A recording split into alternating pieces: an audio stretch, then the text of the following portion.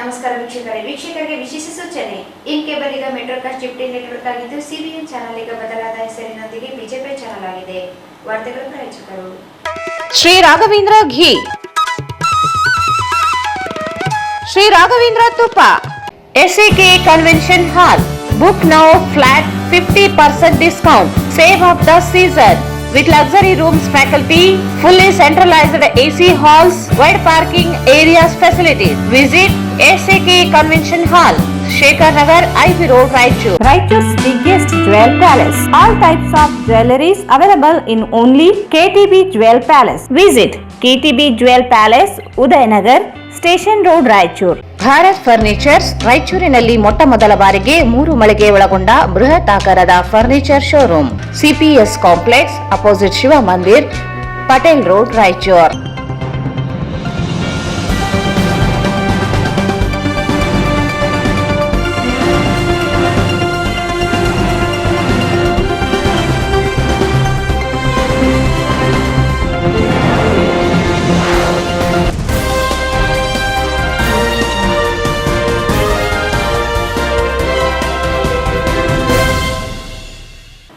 ನಮಸ್ಕಾರ. ವಾರ್ತೆಗೆ ಸ್ವಾಗತ. ಮೊದಲಿಗೆ ಮುಖ್ಯಾಂಶಗಳು.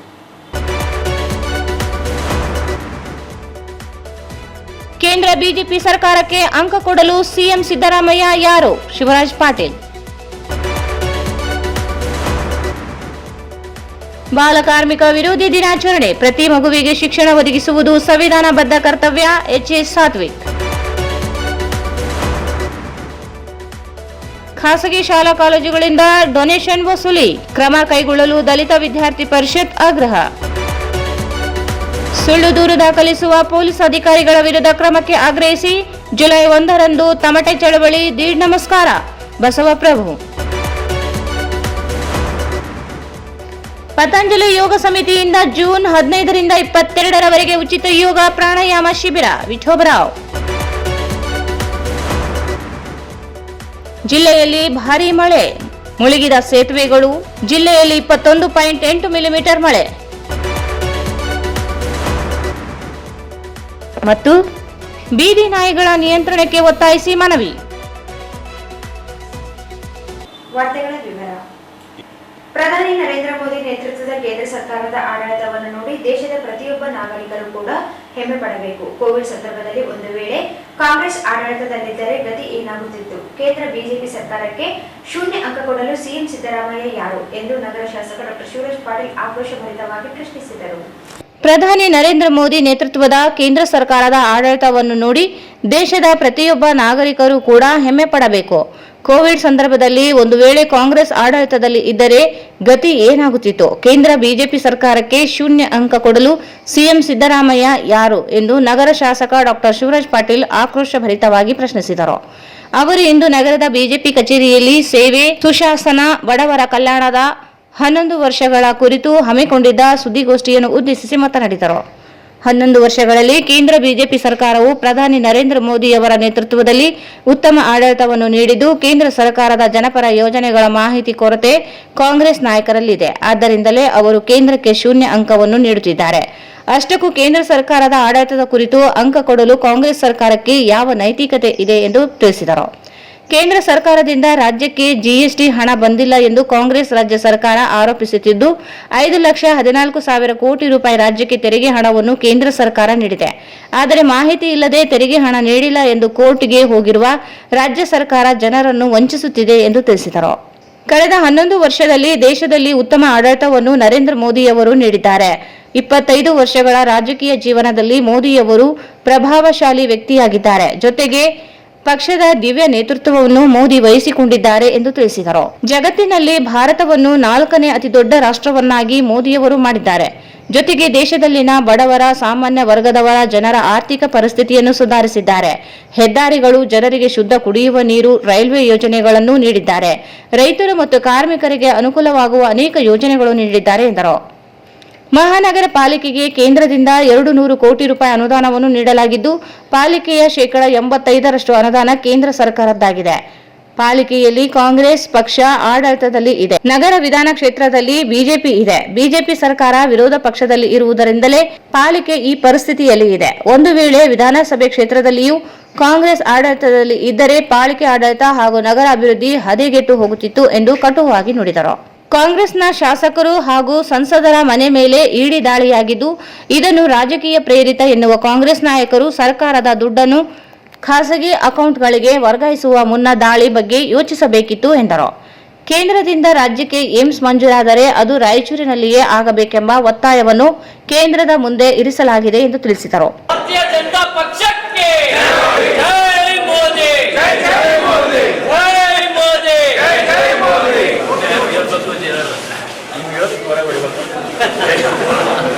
ಜನತಾ ಪಕ್ಷಕ್ಕೆ ಜೈ ಮೋದಿ ಜೈ ಮೋದಿ ಜೈ ಮೋದಿ ಜೈ ಮೋದಿ ಜೈ ಮೋದಿ ಜೈ ಮೋದಿ ಜೈ ಮೋದಿ ಜೈ ಮೋದಿ ಬಿಜೆಪಿಗೆ ಮೋದಿ ಅಂದ್ರೆ ಗ್ಯಾರಂಟಿ ಮೋದಿ ಅಂದ್ರೆ ಗ್ಯಾರಂಟಿ ಮೋದಿ ಅಂದ್ರೆ ಗ್ಯಾರಂಟಿ ನೇತೃತ್ವದಲ್ಲಿ ಬಂದಂಥ ಸರ್ಕಾರ ಇವತ್ತು ರಾಷ್ಟ್ರದಲ್ಲಿ ಯಾವ ರೀತಿ ಮುನ್ನಡೀತಾ ಇದೆ ಮತ್ತು ನರೇಂದ್ರ ಮೋದಿಜಿಯವರ 25 ವರ್ಷಗಳ ರಾಜಕೀಯ ಜೀವನ, 14 ವರ್ಷ ಗುಜರಾತ್ ಮುಖ್ಯಮಂತ್ರಿಯಾಗಿ ಮತ್ತು 11 ವರ್ಷ ರಾಷ್ಟ್ರದ ಪ್ರಧಾನಮಂತ್ರಿಗಳಾಗಿ ಸೇವೆ ಸಲ್ಲಿಸಿ ಭಾರತ ರಾಷ್ಟ್ರದ ಮಾತ್ರ ಅಲ್ಲ ಇಡೀ ಜಗತ್ತಿನ ಅತ್ಯಂತ ಪ್ರಭಾವಶಾಲಿ ವ್ಯಕ್ತಿ ಅನ್ನುವ ನಿಟ್ಟಿನಲ್ಲಿ ಮತ್ತು ದಿಟ್ಟ ಒಂದು ನೇತೃತ್ವ ಕೊಡುವ ಮೂಲಕ ಭಾರತ ದೇಶದ ಹೆಸರು ಇಡೀ ಜಗತ್ತಿನಲ್ಲಿ ರಾರಾಜಿಸುತ್ತೆ ಮಾಡಿದಂಥ ಏಕೈಕ ವ್ಯಕ್ತಿ ಅಂದರೆ ನರೇಂದ್ರ ಮೋದಿಜಿಯವರು ಅಂತ ಹೇಳಲಿಕ್ಕೆ ಬಯಸ್ತೇವೆ. ಮತ್ತು ಬಹುಶಃ ನಾವು ಇದು ಯಾವುದೇ ಒಂದು ಎಮೋಷನ್ಲಿಂದ ಅದರಿಂದ ಹೇಳಿದಂಥ ಮಾತುಗಳಲ್ಲ. ನಾವು ಅನೇಕ ಸಂಕಷ್ಟಗಳು ಅವರ 11 ವರ್ಷದ ಆಡಳಿತದಲ್ಲಿ ನಾವು ನೋಡಿದ್ದೀವಿ. ಇವತ್ತು ಕೋವಿಡ್ನಂಥ ವಿಷಯ ಬಂದಾಗ ಬಹುಶಃ ಜಗತ್ತಿನಲ್ಲಿ ಫ್ರಾನ್ಸು, ಅಮೇರಿಕಾ ಮತ್ತು UK ಅಂತ ರಾಷ್ಟ್ರಗಳು ತತ್ತರಿಸಿ ಅವರ ಆರ್ಥಿಕ ಪರಿಸ್ಥಿತಿ ಹೀನಾಯವಾಗಿ ಹದಗೆಟ್ಟಿತ್ತು. ಅಂಥ ಪರಿಸ್ಥಿತಿಯಲ್ಲೂ ನರೇಂದ್ರ ಮೋದಿಯವರು ನಮ್ಮ ದೇಶ ಮುನ್ನಡೆಸಿ ಇವತ್ತು ಜಗತ್ತಿನ 4ನೇ ಅತಿ ದೊಡ್ಡ ರಾಷ್ಟ್ರವಾಗಿ ಹೊರಹೊಮ್ಮಿಸುವಲ್ಲಿ ಯಶಸ್ವಿಯಾಗಿದ್ದಾರೆ ಅಂತ ಹೇಳಲಿಕ್ಕೆ ಬಯಸ್ತೇನೆ. ಮತ್ತು ಇದ್ರ ಜೊತೆಗೆ ಬರೀ ಆರ್ಥಿಕ ಪರಿಸ್ಥಿತಿ ದೇಶದ್ದು ಮಾತ್ರ ಅಲ್ಲ, ಸಾಮಾನ್ಯ ಜನರ ಮತ್ತು ರೈತಾಪಿ ವರ್ಗದವರ ಆರ್ಥಿಕ ಪರಿಸ್ಥಿತಿ ಸುಧಾರಣೆಗೂ ಹಲವಾರು ಕ್ರಮಗಳನ್ನು ಕೈಗೊಂಡಿದ್ದಾರೆ ಅವರು. ಇವತ್ತು ಬಡ ಜನರಿಗೆ ಮನೆಗಳು ಒದಗಿಸುವುದಾಗಲಿ ಮತ್ತು ಪ್ರತಿಯೊಂದು ಹಳ್ಳಿಗೆ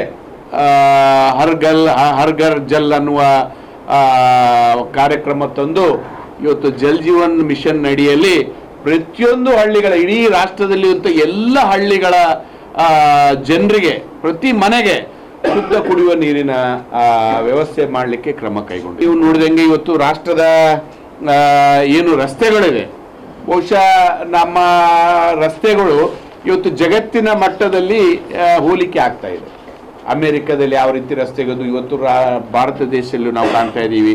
ಯುರೋಪ್ನಲ್ಲಿ ಯಾವ ರೀತಿ ರಸ್ತೆಗಳದ್ದು ಇವತ್ತು ಭಾರತ ದೇಶಕ್ಕೆ ಕಾಣ್ತಾ ಇದ್ದೀವಿ ಅನ್ನುವಂಥ ಮಾತುಗಳು ಇವತ್ತು ಜಗತ್ತಿನ ಯಾವ ರಾಷ್ಟ್ರದಲ್ಲಿ ಹೋಗ್ರಿ ಅವುಗಳ ಬಗ್ಗೆ ಮಾತನಾಡುವಂಥ ಕೆಲಸ ಆಗ್ತಾ ಇದೆ.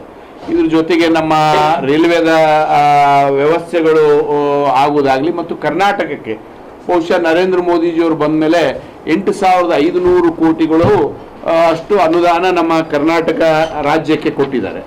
ಮತ್ತು ಬಹುಶಃ 10 ವಂದೇ ಭಾರತ್ ರೈಲುಗಳು ಇವತ್ತು ನಮ್ಮ ಕರ್ನಾಟಕ ರಾಜ್ಯದಲ್ಲಿ ಓಡಾಡ್ತಾ ಇದೆ. ಇದ್ರ ಜೊತೆಗೆ ಇವತ್ತು ಡಬಲ್ ಲೇನ್ ಮಾಡೋದಾಗಲಿ ಮತ್ತು ಎಲೆಕ್ಟ್ರಿಫಿಕೇಶನ್, ಮೊದಲೇನು 16 ಕಿಲೋಮೀಟರ್ ಎಲೆಕ್ಟ್ರಿಫಿಕೇಶನ್ ಪ್ರತಿ ವರ್ಷಕ್ಕೆ ಆಗ್ತಾ ಇತ್ತು, ಇವತ್ತು 16 ಪಟ್ಟು ಜಾಸ್ತಿಯಾಗಿ ಇವತ್ತು 294 ಕಿಲೋಮೀಟರ್ಗೆ ಪ್ರತಿ ವರ್ಷ ಏರಿಕೆ ಆಗಿದೆ. ಬಹುಶಃ ನಮ್ಮ ಕರ್ನಾಟಕದಲ್ಲಿ ಈಗಾಗಲೇ 96.5% ಎಲೆಕ್ಟ್ರಿಫಿಕೇಶನ್ ಮುಕ್ತಾಯ ಆಗಿದೆ.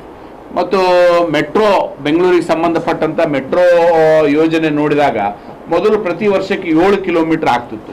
ಇವತ್ತು 148 ಕಿಲೋಮೀಟರ್ ಬೆಂಗಳೂರಿಗೆ ರಸ್ತೆ ಮೆಟ್ರೋ ರೈಲು ಲೈನ್ ಕೊಡುವ ಮೂಲಕ 15,767 ಕೋಟಿ ರೂಪಾಯಿಗಳ ಅನುದಾನ ಕೊಟ್ಟಿದ್ದಾರೆ. ಮತ್ತು ಸ್ಮಾರ್ಟ್ ಸಿಟಿ ತಮಗೂ ಎಲ್ಲ ಯೋಜನೆಗಳು, ಸ್ಮಾರ್ಟ್ ಸಿಟಿ ಯೋಜನೆಯಲ್ಲಿ ನಮಗೆ ಸರಿಸುಮಾರು 105 ಕೋಟಿ UGDಗೆ 67 ಕೋಟಿ ಅಮೃತ್ 1ನಲ್ಲಿ ಬಂದಿದೆ. ಅಮೃತ್ 2ದಲ್ಲಿ ಮತ್ತೆ ನಮಗೆ 126 ಕೋಟಿ UGDಗೆ ಬಂದಿತ್ತು. ಮತ್ತು ವಾಟರ್ ಸಪ್ಲೈಗೆ ಬಂದಿಲ್ಲ, ಯಾಕಂದರೆ ಅದು ಸ್ವಲ್ಪ ಲೀಗಲ್ ಕಾಂಪ್ಲಿಕೇಶನ್ ಆದದ್ರಿಂದ ಇನ್ನೂ ಕೊಡೋಕ್ಕಾಗಿಲ್ಲ. ಅದಕ್ಕೂ ಅನುದಾನ ತರಲಿಕ್ಕೆ ಪ್ರಯತ್ನ ಪಟ್ಟಿದ್ದೀವಿ. ಮತ್ತು ಕೇಂದ್ರ ಸರ್ಕಾರ ಮೊನ್ನೆ ಬಜೆಟ್ ಬಂದಂಥ ಸಮಯದಲ್ಲಿ ತಮಗೆಲ್ಲರಿಗೂ ಗೊತ್ತಿರುವಂತೆ ಇವತ್ತು 200 ಕೋಟಿ ರೂಪಾಯಿ ನಮ್ಮ ಮಹಾನಗರ ಪಾಲಿಕೆ ಆದಮೇಲೆ ಬಿಡುಗಡೆಗೊಳಿಸಿ ಇವತ್ತು ಅದನ್ನು 90% ಅನುದಾನ, 85% ಅನುದಾನ ಇವತ್ತು ಕೇಂದ್ರ ಸರ್ಕಾರದ್ದೇ ಆಗಿದೆ. ಮತ್ತು ಇದ್ರ ಜೊತೆಗೆ ಒಂದು 2400 G+2 ಮನೆಗಳು PMAY ಅಡಿಯಲ್ಲಿ ಮತ್ತು 2390 ಮನೆಗಳು ಕೇಂದ್ರ ಸರ್ಕಾರ ಮತ್ತು ರಾಜ್ಯ ಸರ್ಕಾರದ ಜಂಟಿ ಮ್ಯಾಚಿಂಗ್ ಗ್ರ್ಯಾಂಟ್ ಅಡಿಯಲ್ಲಿ ನಮಗೆ ಸ್ಲಮ್ ಬೋರ್ಡ್ನಿಂದ ಕಾಮಗಾರಿಗಳು ನಡೀತಾ ಇದೆ.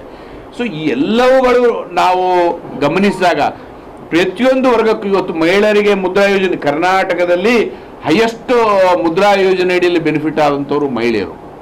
ಸೊ ಈ ರೀತಿಯಾಗಿ ಮಹಿಳಾ ವರ್ಗಕ್ಕೂ, ರೈತಾಪಿ ಜನರಿಗೂ, ಯುವಕರಿಗೂ ನೌಕರಿಗಳು 10 ಲಕ್ಷ ನೌಕರಿಗಳನ್ನು ಡಿಸ್ಟ್ರಿಬ್ಯೂಟ್ ಮಾಡುವಂಥದ್ದಾಗಲಿ, ಇವತ್ತು ನಮ್ಮ ಸ್ಟಾರ್ಟಪ್ಗಳು ಇವತ್ತು ಬಹುಶಃ ರಾಜ್ಯದಲ್ಲಿ ಸರಿಸುಮಾರು 2000 ಸ್ಟಾರ್ಟಪ್ಗಳು. ದೇಶದ ಪ್ರತಿಯೊಬ್ಬ ನಾಗರಿಕ ನಾವು ಇವತ್ತು ಹೆಮ್ಮೆ ಪಡಬೇಕು. ನಾನು ದೇವರಲ್ಲಿ ಈ 2 ಘಟನೆಗಳು ಇದ್ದಾಗ ಕಾಂಗ್ರೆಸ್ ಸರ್ಕಾರ ಏನನ್ನ ಬಂದಿದ್ರೆ ನಮ್ಮ ಜೀವನ ಎಲ್ಲಿ ಮುಟ್ತಿತ್ತು ನನಗೆ ಗೊತ್ತಿಲ್ಲ. ಏನ್ರಿ ಕೋವಿಡ್ದಾಗ ಇವತ್ತು ಜಗತ್ತಿಗೆ ಮೆಚ್ಚಿಸುವಂತ ಕೆಲಸ ಇವತ್ತು ಈ ಕಾಂಗ್ರೆಸ್ ಅಪ್ಪ ರಾಹುಲ್ ಗಾಂಧಿ ಇದ್ರೆ ಏನಾಗ್ತಿತ್ತು ಆ ಭಗವಂತ ಗೊತ್ತು. ನಮ್ಮ ದೈವ ನರೇಂದ್ರ ಮೋದಿ ಅವರು ಆ ಸಮಯದಲ್ಲಿ ಆಡಳಿತದ ಗೆದ್ದು ಭಾರತ ದೇಶವನ್ನು ಎತ್ತುವಂತ ಕೆಲಸ ಮಾಡಿದ್ರೆ ನಮ್ಮ ದೈವ. ಆಪರೇಷನ್ ಸಿಂಧೂರ ಪಾರ್ಲಿಮೆಂಟ್ ಅಟ್ಯಾಕ್ ಮಾಡಿದಾಗ ಏನು ಮಾಡ್ಲಾರ್ದಂತವ್ರು ಇವ್ರಿಗೆ ಏನ್ ನೈತಿಕತೆ ಇದೀರಿ ಮಾತಾಡಕ್ಕೆ? ಪಾರ್ಲಿಮೆಂಟ್ ನಾಗ ಅಟ್ಯಾಕ್ ಮಾಡಿದ್ರೆ ಅಲ್ರಿ ಅಫ್ಜಲ್ ಗುರು, ಎಂತ ರೀ ಇದು ನಮ್ ಕರ್ಮ. ನಾವ್ ಎಂತ ಕರ್ಮ ರೀ, ನಾವು ಇವೆಲ್ಲ ನೋಡ್ಬೇಕಾಗಿದ್ದೇವೆ. ಬರೇ ಪಹಲ್ಗಾಮ್ನಲ್ಲಿ ಆದಂತ ದಾಳಿಗೆ ಪ್ರತೀಕಾರ ತೀರಿಸುವಂತ ಕಾರ್ಯ ಮಾಡಿದ್ದು ಜಗತ್ತು ಮೆಚ್ಚುತ್ತಾ ಇದ್ದಾರೆ. ಇವತ್ತು ಯಾರು ನಮ್ಮ ಭಾರತ ದೇಶದ ಬಗ್ಗೆ ಚಕಾರ ಎತ್ತಾ ಇಲ್ಲ, ಯಾವ ದೇಶ ವಿರೋಧ ಮಾಡಿಲ್ಲ. ಇವತ್ತು ಗಲ್ಫ್ ರಾಷ್ಟ್ರಗಳು ನಮ್ಮನ್ನು ಸಪೋರ್ಟ್ ಮಾಡಿದ್ದಾರೆ. ಏನ್ರಿ ಇದು? ಇಂಥ ಪ್ರಧಾನಿಗಳ ಬಗ್ಗೆ, ಇಂಥ ನಾಯಕನ ಬಗ್ಗೆ ಮಾತಾಡ್ಲಿಕ್ಕೆ ಇವ್ರಿಗೆ ಯಾವ ನೈತಿಕತೆ ಇದೆ? ಇವ್ರಿಗೆ 0 ಅಂಕ. ಇವ್ರು ಯಾರು 0 ಅಂಕ ಕೊಡೋದು? ಇದೇನೋ ಈಗ ಸೆನ್ಸಸ್ ಸೆಂಟ್ರಲ್ ಗೌರ್ಮೆಂಟ್ ಬಂದ್ಮೇಲೆ ಮತ್ತೆ ಮೊದಲೊಂದು ಸೆನ್ಸಸ್ ಮಾಡಿದ್ರು. ಇವ್ರು ಏನ್ ಮನೆಯಿಂದ ಕೊಡ್ತಾರೆ? ಕೊಡಬೇಕಾಗಿತ್ತು, ರಾಜ್ಯಕ್ಕೆ ಕೊಟ್ಟಿಲ್ಲ.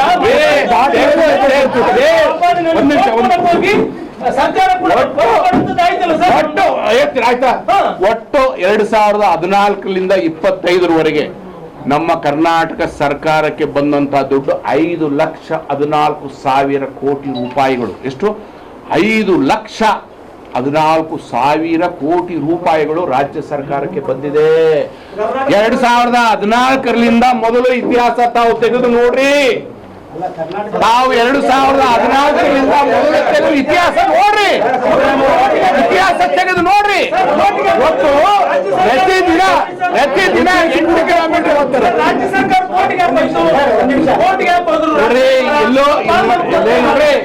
ರಾಜ್ಯ ಸರ್ಕಾರ ರಾಜ್ಯ ಸರ್ಕಾರ ಕೋರ್ಟಿಗೆ ಹೋಗುವ ಮೂಲಕ ರಾಜ್ಯ ಸರ್ಕಾರ ಕೋರ್ಟಿಗೆ ಹೋಗುವ ಮೂಲಕ ನಮ್ಮ ಕರ್ನಾಟಕದ ಜನರನ್ನು ಮೋಸ ಮಾಡ್ತಾ ಇದೆ. ರಾಜ್ಯ ಸರ್ಕಾರ ಕೋರ್ಟಿಗೆ ಹೋಗೋದ್ರ ಬದಲು ತಮ್ಮ ಏನೇನ್ ಇರ್ತದ ಸೆಂಟ್ರಲ್ ಗೌರ್ಮೆಂಟ್ ಕೊಟ್ಟಂತ ದುಡ್ಡು ಅದಕ್ಕೆ ಖರ್ಚು ಮಾಡಿದ್ರೆ ಸಾಕು. ಇವತ್ತು ರಾಜ್ಯ ಸರ್ಕಾರ ಯಾರು ಹೇಳ್ತಾರೆ? ಇದೇ ವೇಳೆ ಮಾಜಿ MLC ಎನ್ ಶಂಕರಪ್ಪ ಮಾತನಾಡಿ, ದೇಶದಲ್ಲಿ ಪ್ರಗತಿ ಸಾಧನೆಗೆ ಬಿಜೆಪಿಯ ಕೇಂದ್ರ ಸರ್ಕಾರ ಹೆಸರುವಾಸಿಯಾಗಿದ್ದು, ಮೋದಿ ನೇತೃತ್ವದ ಕೇಂದ್ರ ಸರ್ಕಾರ 11 ವರ್ಷದಲ್ಲಿ ಭೂಮಿಯಿಂದ ಆಕಾಶದವರೆಗೆ, ಪ್ರಕೃತಿಯಿಂದ ಪರಮಾಣುವರೆಗೆ, ಜನರಿಂದ ಜಗತ್ತಿನವರೆಗೆ ಎಲ್ಲವನ್ನೂ ಸರಿದೂಗಿಸಿಕೊಂಡು ಹೋಗಿ ಅನೇಕ ಮಹಾಯೋಜನೆಗಳನ್ನು ಜನರಿಗೆ ನೀಡಿದೆ. ಅಲ್ಲದೆ ದೇಶವನ್ನು ಪ್ರಗತಿಯತ್ತ ಕೊಂಡೊಯ್ದು ಗೌರವ ಹೆಚ್ಚಿಸಿದ್ದಾರೆ ಎಂದು ತಿಳಿಸಿದರು. 2014ರಿಂದ ಇವತ್ತುವರೆಗೆ 11 ವರ್ಷ ಅಧಿಕಾರದಲ್ಲಿದ್ದು, ಭೂಮಿಯಿಂದ ಆಕಾಶದವರೆಗೆ, ಪ್ರಕೃತಿಯಿಂದ ಪರಮಾಣುವರೆಗೆ, ಜನರಿಂದ ಇಡೀ ಜಗತ್ತಿನವರೆಗೆ ಎಲ್ಲವನ್ನೂ ಸರಿದೂಗಿಸಿಕೊಂಡು ಹೋಗಿರ್ತಕ್ಕಂಥ ಒಬ್ಬ ಮಹಾನ್ ನೇತ. ಇವರು ಮಾಡಿರ್ತಕ್ಕಂಥ ಈ ಒಂದು ಸಾಧನೆ ಬಗ್ಗೆ ಹಲವಾರು ಜನ ಹಲವಾರು ಮಾತನ್ನು ಅಪಸ್ವರನು ಹೇಳ್ತಕ್ಕಂಥ ಜನನು ಈ ದೇಶದಲ್ಲಿ ಇದ್ದಾರೆ. ಆದರೆ ಇವರಷ್ಟು ಮಾಡಿದಷ್ಟು ಅಭಿವೃದ್ಧಿ ಸ್ವಾತಂತ್ರ್ಯ ಬಂದವಾಗಲಿಂದ ಯಾವ ಸರ್ಕಾರನೂ ಮಾಡಿಲ್ಲ. ಅಷ್ಟೊಂದು ಈ ದೇಶದ ಪ್ರಗತಿಯನ್ನು ಮಾಡಿದ್ದಾರೆ ಮತ್ತು ದೇಶದ ಗೌರವವನ್ನು ಇಡೀ ಜಗತ್ತಿನಲ್ಲಿ ಹೆಚ್ಚಿಸಿದ್ದಾರೆ. ದೇಶದ ಆರ್ಥಿಕ ಪರಿಸ್ಥಿತಿಯನ್ನು ಅತ್ಯಂತ ಸದೃಢವಾಗಿ ಬಲಪಡಿಸಿದ್ದಾರೆ. ದೇಶದ ಸೈನ್ಯವನ್ನು ಅವರ ಒಂದು ಮಾರಲ್ ಬೂಸ್ಟಿಂಗ್ ಏನಂತೀವಿ ಅದನ್ನು ಹೆಚ್ಚಿಸ್ತಕ್ಕಂಥ ವ್ಯಕ್ತಿ ನರೇಂದ್ರ ಮೋದಿಯವರು. ಇನ್ನು ವಿವರವಾಗಿ ಬಿಜೆಪಿ ಜಿಲ್ಲಾಧ್ಯಕ್ಷ ವೀರನಗೌಡ ಲೆಕ್ಕಿಹಾಳ ಮಾತನಾಡಿ, ಕೇಂದ್ರ ಬಿಜೆಪಿ ಸರ್ಕಾರ ಈವರೆಗೆ 11 ವರ್ಷಗಳನ್ನು ಪೂರೈಸಿದೆ. ಕಳೆದ 11 ವರ್ಷದಲ್ಲಿ ಜನರಿಗೆ ಅನುಕೂಲವಾಗುವ ಅನೇಕ ಯೋಜನೆಗಳನ್ನು ಜಾರಿಗೊಳಿಸುವ ಮೂಲಕ ಜನರ ಮನಸ್ಸಿನಲ್ಲಿ ಬಿಜೆಪಿ ಉಳಿದುಕೊಂಡಿದೆ ಎಂದು ಹೇಳಿದರು. ಪ್ರಧಾನಮಂತ್ರಿಗೆ ಆಗಿಂದ ಯಾವ್ಯಾವ ರೀತಿ ಬಡವರ ರೈತರ ಕಲ್ಯಾಣಗಳಾಗಿದಾವ ಅಂತೇಳಿ ನಿಮಗೆ ನಾನು ಒಂದೇ ಒಂದು ಉದಾಹರಣೆ ಮೂಲಕ ಇವತ್ತ ಹಿಂದೆ ನಾವು ಪ್ರಧಾನಮಂತ್ರಿಗಳಾಗೋಕ್ಕಿಂತ ಮುಂಚೆ ಒಬ್ಬ ರೈತರಿಗೆ 100 ರೂಪಾಯಿದು ಏನಾದರೂ ಒಂದು ಚೆಕ್ ಸಿಗಬೇಕಾಗಿತ್ತಂದ್ರೆ ಅದನ್ನು ಸಾಕಷ್ಟು ಬಾರಿ ಇವತ್ತು ಅಲದಾಡಿ ಅವು ಆಫೀಸ್ಗಳಿಗೆ ಅಲದಾಡಿ ಅವ್ರು ಚೆಕ್ ಇಸ್ಕೋಬೇಕಾಗಿತ್ತು. ಇವತ್ತು ನೇರವಾಗಿ ರೈತರ ಅಕೌಂಟ್ಗೆ ಅವರು ಒಂದೇ ಒಂದು ಬಟನ್, ನಮ್ಮ ಡಾಕ್ಟರ್ ಸಾಹೇಬ್ರು ಹೇಳಿದ ಒಂದೇ ಒಂದು ಬಟನ್ ಒತ್ತಿದ್ರು ಇವತ್ತು ಯಾವುದೇ ಯೋಜನೆ ಇರ್ಬೋದು, ಆ ಯೋಜನೆ ಹಣ ಅಲ್ಲಿಗೆ ಇವತ್ತು ಬೆಳೆ ವಿಮೆ ಇರ್ಬೋದು, ಇವತ್ತು ಯಾವುದೇ ಯೋಜನೆಯಿಂದ ರೈತರಿಗೆ ಹಣ ಬರ್ಬೇಕಂದ್ರೆ ಅದು ಇವತ್ತು ನೇರವಾಗಿ ಅವ್ರ ಅಕೌಂಟಿಗೆ 1 ರೂಪಾಯಿ ಇಲ್ದಂಗೆ ಇವತ್ತು ಜಮಾ ಆಗುವಂಥ ವ್ಯವಸ್ಥೆಯನ್ನು ಸನ್ಮಾನ್ಯ ನರೇಂದ್ರ ಮೋದಿಜಿ ಅವರು ಮಾಡಿದ್ದಾರೆ. ಅದ್ರ ಜೊತೆಗೆ ಇವತ್ತು ಉಜ್ವಲ ಯೋಜನೆ ಅಡಿ ಪ್ರತಿ ಮನೆಗೆ ಇವತ್ತ ಮಹಿಳೆಯರಿಗೆ ಇವತ್ತು ಸರಿ ಎಲ್ಲರಿಗೂ ಕೈಗೆಟುಕ ದರದಲ್ಲೇ ಐತಿ ಏನ್ರಿ, ಯಾವ ಕಾಲವೂ ಕೊಟ್ಟಿಲ್ಲ, ಯಾರಿಗೂ ಜಮಾ ಆಗಿಲ್ಲ ಕೊಡಂತ ಹೇಳ್ರಿ.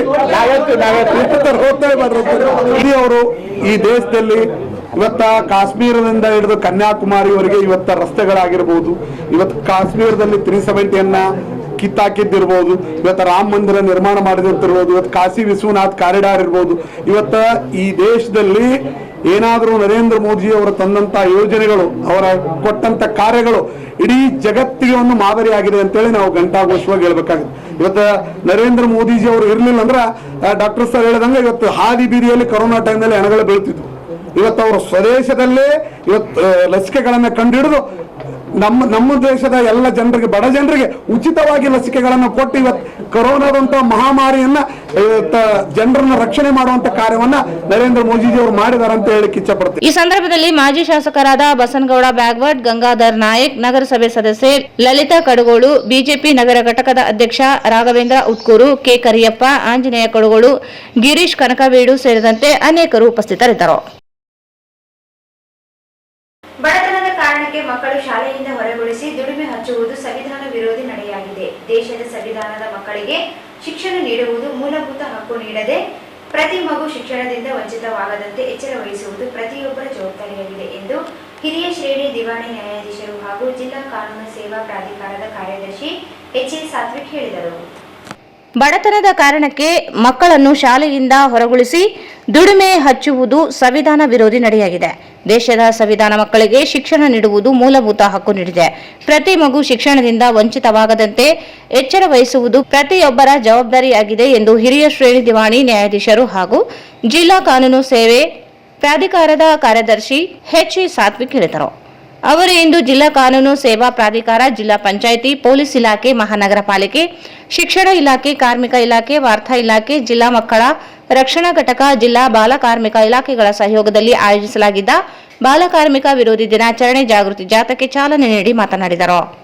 14 ವರ್ಷದೊಳಗಿನ ಮಕ್ಕಳನ್ನು ದುಡಿಮೆಗೆ ಹಚ್ಚುವುದು ಅಪರಾಧವಾಗಿದೆ. ಮಕ್ಕಳಿಗೆ ಶಿಕ್ಷಣ ಒದಗಿಸುವ ಮೂಲಕ ಬಾಲ್ಯವನ್ನು ಅನುಭವಿಸುವ ಅವಕಾಶ ನೀಡಬೇಕಿದೆ.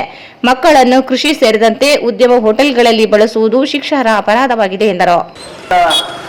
ವಿರೋಧಿಯ ಹಿನ್ನೆಲೆಯಲ್ಲಿ ಆ ಒಂದು ಜಾಗೃತಿಯ ಜಾಥಾದ ಚಾಲನೆಯನ್ನು ನೀಡಲಿದ್ದಾರೆ. ಇದನ್ನು ಗಣ್ಯಮಾನ್ಯರು ಪಾಲ್ಗೊಳ್ಳಲು ವಿನಂತಿ.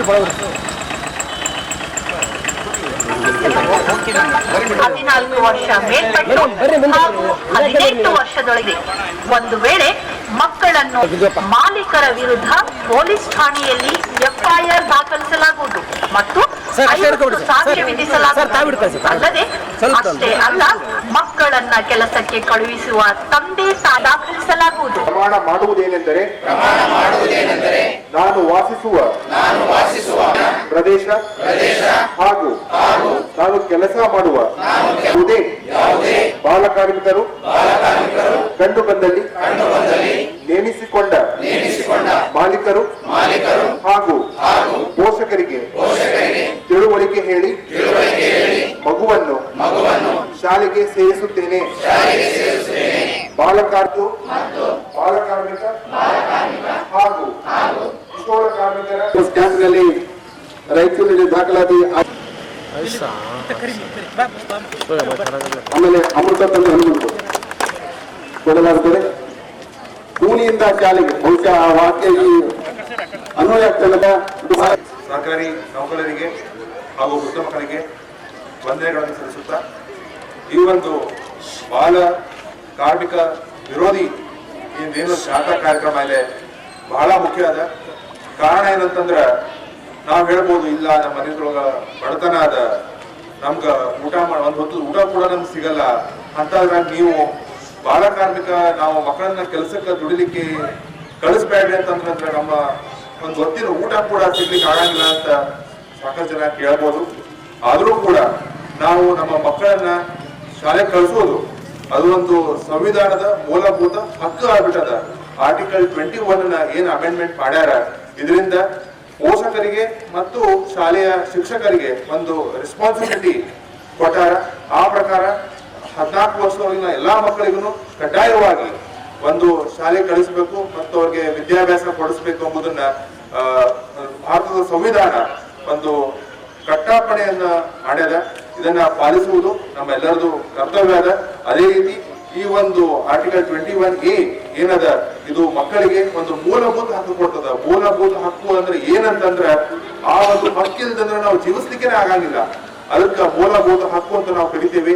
ಅಂತ ಒಂದು ಮೂಲಭೂತ ಹಕ್ಕು ನಮಗೆ ಸಂವಿಧಾನ ಮಾಡಿಕೊಟ್ಟದ. ಅದನ್ನ ಪಾಲಿಸುವುದು ನಮ್ಮೆಲ್ಲರದು ಕರ್ತವ್ಯ. ನಾವು ಏನ್ ಹೇಳ್ತೀವಿ, ಇಲ್ಲ ನಮಗ್ ಮನೆಯೊಳಗೆ ಬಡತನ ಅದ, ಅದ್ರ ಸಲುವಾಗಿ ನಾವು ಕಳಿಸ್ತೀವಿ ಅಂತ ಯಾವುದೇ ಒಂದು ಡಿಫೆನ್ಸ್ ನ ತಗೊಳಿಕ್ಕೆ ಬರಂಗಿಲ್ಲ. ಇಂಥ ಒಂದು ಮಕ್ಕಳು ಧಾಬಾದೊಳಗ ಅಥವಾ ಮೆಕ್ಯಾನಿಕ್ ಶಾಪ್ ಒಳಗ ಅಥವಾ ಯಾರಾದ್ರೂ ಮನೆ ಒಳಗ ಡೊಮೆಸ್ಟಿಕ್ ವರ್ಕರ್ ಆಗಿ ಕೆಲಸ ಮಾಡ್ಲಿಕ್ಕೆ ಕಂಡು ಬಂತಂದ್ರ ಅವರನ್ನ ಸಂಬಂಧಪಟ್ಟ ಅಂತ ವಿಷಯವನ್ನ ಸಂಬಂಧಪಟ್ಟ ಅಧಿಕಾರಿಗಳಿಗೆ ಅಥವಾ ಜಿಲ್ಲಾ ಕಾನೂನು ಸೇವಾ ಪ್ರಾಧಿಕಾರಿಗೆ ತಿಳಿಸಿ ಅವರ ಒಂದು ಎಜುಕೇಶನ್ ಮತ್ತು ಅವರ ಒಂದು ಮುಂದುವರಿಲಿಕ್ಕೆ. ಯಾಕಂದ್ರೆ ಮಕ್ಕಳ ಭವಿಷ್ಯ ಯಾರು ಹೆಂಗದ ಅಂತ ಇವಾಗಲೇ ಹೇಳಿಕ್ ಬರಂಗಿಲ್ಲ. ಯಾರು ಬೇಕಾದವರು ಕೂಡ ಮುಂದೆ ಜಿಲ್ಲಾಧಿಕಾರಿ ಆಗ್ಬೋದು, ನ್ಯಾಯಾಧೀಶರಾಗ್ಬೋದು, ಅಥವಾ ಚೀಫ್ ಮಿನಿಸ್ಟರ್ ಆಗ್ಬೋದು, ಪ್ರೆಸಿಡೆಂಟ್ ಆಗ್ಬೋದು, ಏನ್ ಬೇಕಾದ್ರೂ ಆಗ್ಬೋದು. ಅಂತ ಒಂದು ಅವಕಾಶನ ನಾವು ಅಂದ್ರ ಬಾಲ ಕಾರ್ಮಿಕರ ಬಗ್ಗೆ ಹೇಳಿಲ್ಲ ಅಂದ್ರೆ ಅಂತ ಒಂದು ಅವಕಾಶ ನಾವು ಕಳ್ಕೊಂಡಂಗ ಆಗ್ತದ. ಆದ ಕಾರಣ ಎಲ್ಲರೂ ಕೂಡ ಈ ಒಂದು ಜಾಥಾ ಕಾರ್ಯಕ್ರಮದಲ್ಲಿ ಭಾಗವಹಿಸಿ ಒಂದು ಬಾಲ ಕಾರ್ಮಿಕರ ವಿರೋಧಿ ಒಂದು ಜಾಥಾ ಏನ್ ಮಾಡಿಸ್ತಾ ಇದೀವಿ ಅದನ್ನ ನೀವು ಸಕ್ಸಸ್ ಮಾಡ್ಬೇಕಂತ ಕೇಳಿಕೊಳ್ಳುತ್ತಾ ಇಷ್ಟು ಹೇಳೋದು ಅವಕಾಶ ಮಾಡಿ.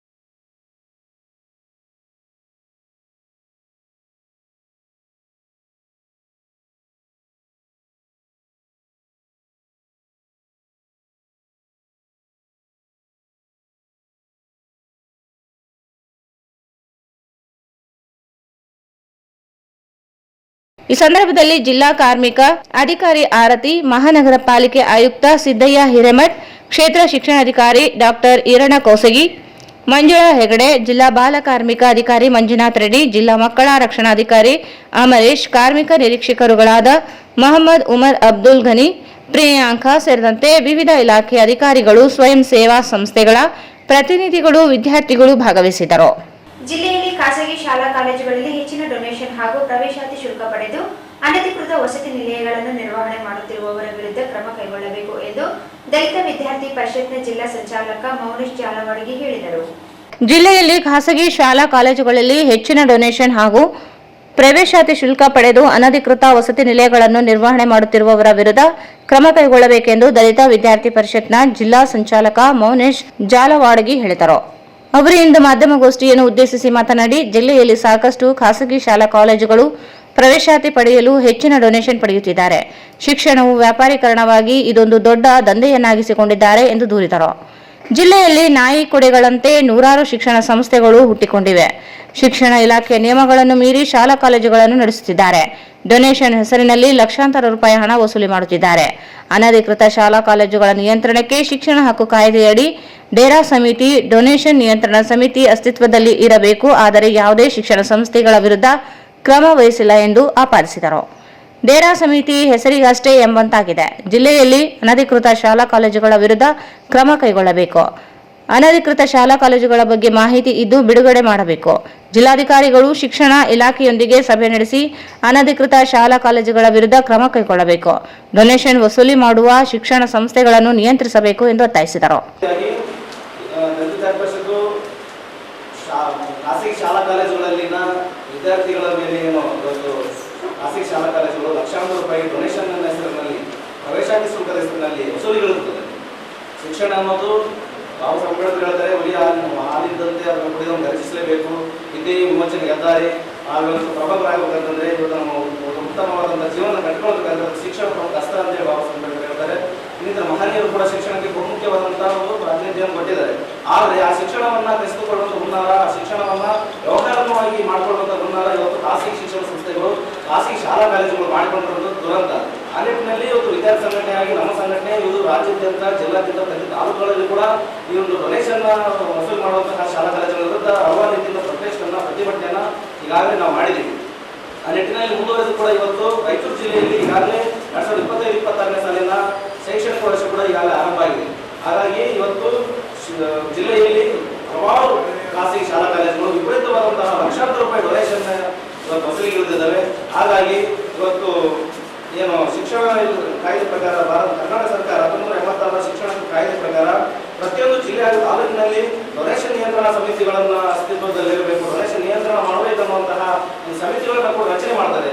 ಆದರೆ ಈ ಸಮಿತಿಗಳು ಕೇವಲ ನಾಮಕಾವಸ್ಥೆ, ಕೇವಲ ಹೆಸರಿಗಷ್ಟೇ ಮಾತ್ರ ಸೀಮಿತ ಆಗಿದ್ದಾವೆ. ಯಾಕಂತಂದ್ರೆ ನಾವು ಈಗಾಗಲೇ ರಾಯಚೂರು ಜಿಲ್ಲೆಯ ಹಲವಾರು ತಾಲೂಕುಗಳಲ್ಲಿ ಕೂಡ ಈಗ BO ಮುಖಾಂತರ ಅಂದ್ರೆ ಕೇಂದ್ರ ಶಿಕ್ಷಣಾಧಿಕಾರಿಗಳ ಮುಖಾಂತರ, ಉಪನಿರ್ದೇಶಕರು ಶಾಲಾ ಶಿಕ್ಷಣ ಇಲಾಖೆ DDP ಅವರ ಮುಖಾಂತರ, ಉಪನಿರ್ದೇಶಕರು ಪದವಿ ಪೂರ್ವ ಶಿಕ್ಷಣ ಇಲಾಖೆ ಅವರ ಮುಖಾಂತರ ಕೂಡ ಅವರಿಗೆ ಕೂಡ ಈಗಾಗಲೇ ಒತ್ತಾಯ ಮಾಡಿದ್ದೀವಿ. ನಮ್ಮ ಇಲಾಖೆಯ ಅಧೀನದಲ್ಲಿ ಬರುವಂತಹ ಶಾಲಾ ಕಾಲೇಜುಗಳನ್ನ ನಿಯಂತ್ರಣ ಮಾಡಬೇಕು, ಶಾಲಾ ಕಾಲೇಜುಗಳು ವಿಪರೀತವಾದಂತಹ ಡೊನೇಷನ್ ಅನ್ನು ವಸೂಲಿ ಮಾಡುವಂತಹ ಶಾಲಾ ಕಾಲೇಜುಗಳ ವಿರುದ್ಧ ಕ್ರಮ ಕೈಗೊಳ್ಳಬೇಕಂತ ನಾವು ಈಗಾಗಲೇ ಮನವಿ ಮಾಡಿದ್ರು ಕೂಡ ಅವರು ಯಾವುದೇ ತರ ಕ್ರಮವನ್ನು ಕೈಗೊಳ್ಳದೆ ಇವತ್ತು ಅಧಿಕಾರಿಗಳೇ ಇವತ್ತು ಅವರ ಜೊತೆಗೆ ಆಗಿದ್ದಾರೆ ಎನ್ನುವಂತಹ ಬಹುದೊಡ್ಡ ಆರೋಪಗಳು ಕೂಡ ಇವತ್ತು ಗಂಭೀರವಾಗಿ ಕೇಳಿಕೊಳ್ಳುವಂಥದ್ದು. ಆ ನಿಟ್ಟಿನಲ್ಲಿ ಯಾಕಂತಂದ್ರೆ ಇವತ್ತು ಅದರ ವಿರುದ್ಧ ಹೋರಾಟ ಮಾಡಿದ್ರೆ ಯಾವ ಅಧಿಕಾರಿಗಳು ಕೂಡ ಅದರ ವಿರುದ್ಧ ಕ್ರಮ ಕೈಗೊಂಡಿಲ್ಲ. ಹಾಗಾಗಿ ಇವತ್ತು ದಲಿತ ವಿದ್ಯಾರ್ಥಿ ಪರಿಷತ್ ನಾವು ಇವತ್ತು ಆಗ್ರಹ ಪಡಿಸ್ತಾ ಇದ್ದೀವಿ.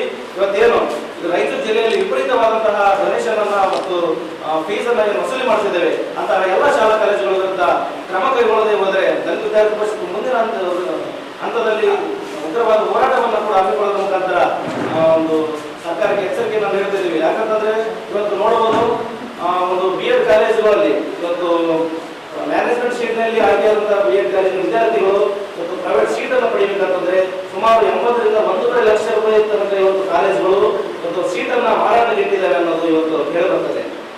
ಸಿಂಧನೂರಿನಲ್ಲಿ ಇರುವಂತಹ ಒಂದು ಕಾಲೇಜು ಕನಕದಾಸ ಕಾಲೇಜು ಅಂತೇಳಿ B.Ed ಕಾಲೇಜ್ ಇದೆ, ಮತ್ತು ಮಾನವಿಯಲ್ಲಿ ಇರುವಂತಹ ಒಂದು ಕಾಲೇಜು B.Ed ಕಾಲೇಜು, ಮಾನವಿಯಲ್ಲಿ ಇರುವಂತಹ B.Ed ಕಾಲೇಜ್ ಇದೆ, ಸರ್ವೋದಯ ಕಾಲೇಜ್ ಇದೆ, ಮತ್ತು ಸಿಂಧನೂರಿನಲ್ಲಿ ವಿದ್ಯಾಪತಿ ಪಬ್ಲಿಕ್ ಸ್ಕೂಲ್ ಅಂತೇಳಿ, IQ ಸ್ಕೂಲ್ ಅಂತೇಳಿ, ಹೀಗೆ ಹಲವಾರು ಸ್ಕೂಲ್ಗಳು ಇವತ್ತು ಲಕ್ಷಾಂತರ ರೂಪಾಯಿ ನರ್ಸರಿಯಿಂದ ಹಿಡಿದು LKG ಹಿಡಿದು SSLC ವರೆಗೆ PUC ವರೆಗೆ ಲಕ್ಷಾಂತರ ರೂಪಾಯಿ ಡೊನೇಷನ್ ಅನ್ನು ವಸೂಲಿ ಮಾಡೋಕ್ಕೆ ಇವತ್ತು ಹಿಡಿದಿರುವಂತಹ ದೊಡ್ಡ ದುರಂತ. ಇದು ಇವತ್ತು ಶಿಕ್ಷಣವನ್ನ ವ್ಯಾಪಾರೀಕರಣವನ್ನು ಮಾಡಿಕೊಂಡಿದ್ದಾರೆ ಅನ್ನುವಂತಹ ದೊಡ್ಡ ಆರೋಪ, ಗಂಭೀರ ಆರೋಪ. ಆ ನಿಟ್ಟಿನಲ್ಲಿ ದಲಿತ ವಿದ್ಯಾರ್ಥಿ ಪರಿಷತ್ತು ಪತ್ರಿಕಾಗೋಷ್ಠಿ ಮುಖಾಂತರ ತಿಳಿಸುತ್ತೇನೆಂತಂದ್ರೆ ಮಾನ್ಯ ರಾಯಚೂರು ಜಿಲ್ಲಾಧಿಕಾರಿಗಳು ಮತ್ತು ಮಾನ್ಯ ಶಿಕ್ಷಣ ಇಲಾಖೆ ಎಲ್ಲ ಅಧಿಕಾರಿಗಳು, ಪದವಿ ಪೂರ್ವ ಶಿಕ್ಷಣ ಇಲಾಖೆ ಉಪನಿರ್ದೇಶಕರಿರ್ಬೋದು ಮತ್ತು ಶಾಲಾ ಶಿಕ್ಷಣ ಇಲಾಖೆ ಉಪನಿರ್ದೇಶಕರಿರ್ಬೋದು, ಎಲ್ಲ ಅಧಿಕಾರಿಗಳು ಮತ್ತು ಶಿಕ್ಷಣ ಇಲಾಖೆಯ ಮಾನ್ಯ ಸಚಿವರು ಕೂಡ ಈ ಬಗ್ಗೆ ಗಮನ ಹರಿಸಬೇಕು. ಇವತ್ತು ವಿದ್ಯಾರ್ಥಿಗಳಿಗೆ ಮೋಸ ಮಾಡುವ ಹೊರಟಿರುವ ಶಿಕ್ಷಣ ಸಂಸ್ಥೆಗಳ ವಿರುದ್ಧ ನೀವು ಕಠಿಣ ಕಾನೂನು ಕ್ರಮ ಕೈಗೊಂಡು ಒಂದು ಸರ್ಕಾರದ ವತಿಯಿಂದ ಒಂದು ಫೀ ಸ್ಟ್ರಕ್ಚರ್ ಅನ್ನ, ಶಾಲಾ ಶುಲ್ಕದ ವಿವರವನ್ನ ಸರ್ಕಾರವೇ ಒಂದು ನಿಗದಿ ಮಾಡಿ ಪ್ರತಿಯೊಂದು ಶಾಲೆಗಾಗಿರ್ಬೋದು, ಪ್ರತಿಯೊಂದು PU ಕಾಲೇಜುಗಳಿಗೆ ಆಗಿರ್ಬೋದು ಮತ್ತು UG ಕಾಲೇಜುಗಳಾಗಿರ್ಬೋದು, PG ಕಾಲೇಜುಗಳಿಗೆ ಸರ್ಕಾರವೇ ಒಂದು ನಿಗದಿತವಾದಂತಹ ಒಂದು ಪ್ರವೇಶಾತಿ ಶುಲ್ಕದ ವಿವರವನ್ನ ನಮೂದಿಸುವ ಮುಖಾಂತರ ಸರ್ಕಾರವೇ ಒಂದು ಪ್ರವೇಶಾತಿ ಶುಲ್ಕವನ್ನ ಸರ್ಕಾರದಿಂದಲೇ ಒಂದು ನಿರ್ಧಾರ ಮಾಡುವ ಮುಖಾಂತರ ವಿದ್ಯಾರ್ಥಿ ಜನರಿಗೆ ಅನುವು ಮಾಡಿಕೊಡಬೇಕು. ಇಲ್ಲದೆ ಹೋದರೆ ವಿದ್ಯಾರ್ಥಿ ಪರಿಷತ್ತು ಎಲ್ಲ ಕ್ರಮದ ವಿರುದ್ಧ ಮುಂದಿನ ದಿನಮಾನದಲ್ಲಿ ಹೋರಾಟವನ್ನು ಕೂಡ ಹಮ್ಮಿಕೊಳ್ಳುವುದು ಅನಿವಾರ್ಯ ಸಂದರ್ಭದಲ್ಲಿ ಪತ್ರಿಕಾಗೋಷ್ಠಿ ಮುಖಾಂತರ ರಾಯಚೂರು ಜಿಲ್ಲಾಧಿಕಾರಿ ದಲಿತ ವಿದ್ಯಾರ್ಥಿ ಪರಿಷತ್ ಸಂಘಟನೆ ಹಾಗೂ ಮಹಾಶಕ್ತಿ ಮಹಿಳಾ ಸಬಲೀಕರಣ ಸಂಘಟನೆ ರಾಜ್ಯ ಸಮಿತಿ ವತಿಯಿಂದ ಇವತ್ತು ಜಿಲ್ಲೆಯಾದ್ಯಂತ ತಾಲೂಕಾದ್ಯಂತ ಈಗಾಗಲೇ ನಮ್ಮ ಜಿಲ್ಲೆಯ ಜನತೆಗೆ ತಿಳಿದಿರುವಂತೆ ವಿದ್ಯಾಸಂಸ್ಥೆಗಳು ನಾಯಿ ಕೊಡುವ ಥರ ಒಪ್ಕೊಳ್ತಾ ಇದ್ದವು. ಆ ಡೊನೇಷನ್ ಅಂತಕ್ಕಂಥದ್ದು ಒಂದು ವ್ಯಾಪಾರೀಕರಣವನ್ನಾಗಿ ಶಿಕ್ಷಣವನ್ನು ದುರ್ಬಳಕೆ ಮಾಡ್ತಕ್ಕಂಥ ವ್ಯವಸ್ಥೆಯನ್ನು ನಾವು ಇವತ್ತು ಕಾಣ್ತಾ ಇದ್ದೀವಿ. ಯಾಕಂದ್ರೆ ಬಂಧುಗಳೇ, ಇಂದಿನ ಈ ಒಂದು ಶಿಕ್ಷಣ ಬಾಬಾ ಸಾಹೇಬ್ ಅಂಬೇಡ್ಕರ್ ಕೊಟ್ಟಂತ ಒಂದು ಆಸ್ತಿ ಅಂತಾನೆ ಹೇಳ್ಬೋದು.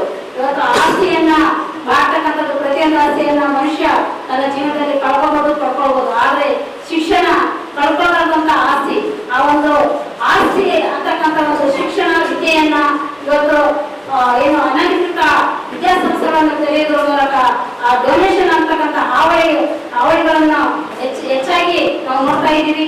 ಏನು ಜಿಲ್ಲಾಡಳಿತ ಯಂತ್ರಾಂಗ ಇವತ್ತಿನ ದಿನದಲ್ಲಿ ಎಚ್ಚೆತ್ತುಕೊಳ್ಬೇಕು. ಯಾಕಂದ್ರೆ ಬಡ ಮಕ್ಕಳು ಲಕ್ಷಾಂಗಕ್ಕೆ ದುಡ್ಡು ಕೊಟ್ಟು ಆ ಒಂದು ಶಿಕ್ಷಣ ಪಡೆಯಲಿಕ್ಕೆ ಅಸಾಧ್ಯವಾದಂಥದ್ದು. ಈ ಒಂದು ವಿಚಾರದಲ್ಲಿ ಸಾರ್ವಜನಿಕ ಶಿಕ್ಷಣ ಇಲಾಖೆಯು ಕೂಡ ಎಚ್ಚೆತ್ತುಕೊಳ್ಬೇಕು. ನಾವು ಗಂಭೀರವಾಗಿ ಖಂಡನೆ ಮಾಡ್ತಾ ಇದ್ದೀವಿ. ಯಾಕಂದ್ರೆ ಒಂದು ಶಾಲಾ ಏನು ವಿದ್ಯಾಸಂಸ್ಥೆಯನ್ನು ಓಪನ್ ಮಾಡಬೇಕು, ತೆರಿಬೇಕಂತಂದ್ರೆ ಅಲ್ಲಿ ಅಧಿಕೃತವಾಗಿ ಏನು ಸರ್ಕಾರಿ ಒಂದು ಅನುಮತಿಯನ್ನು ಪಡಿಬೇಕು. ಆ ಸರ್ಕಾರಿ ಅನುಮತಿಯನ್ನು ಪಡಿಬೇಕಾದ್ರೆ ಆ ಡೊನೇಷನ್ ಅನ್ನು ಕೂಡ ತಗೊಳ್ಬೇಕಾದ್ರೆ ಒಂದು ಸಮಿತಿ ರಚನೆಗಳಿರ್ತವೆ. ಆ ಸಮಿತಿ ರಚನೆಗಳನ್ನ ಇವತ್ತು 1986ರ ಕಾಯ್ದೆ ಅಡಿಯಲ್ಲಿ ಯಾವ ಇಲಾಖೆ ಕೂಡ ಪಾಲಿಸ್ತಾ ಇಲ್ಲ.